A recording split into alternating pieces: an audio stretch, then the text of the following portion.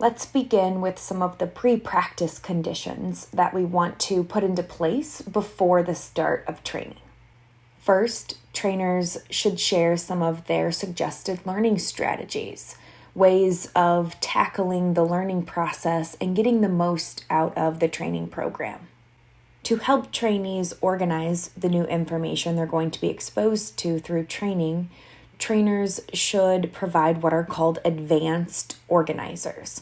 Things like outlines, diagrams, figures, graphs, tables.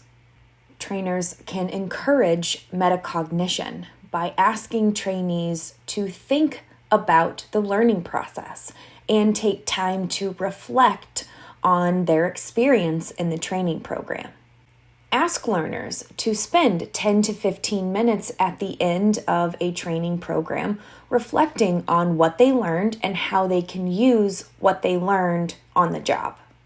Every learner is expected to meet the learning outcomes of the program, but it also helps for trainees to set their own customized, personalized learning goals.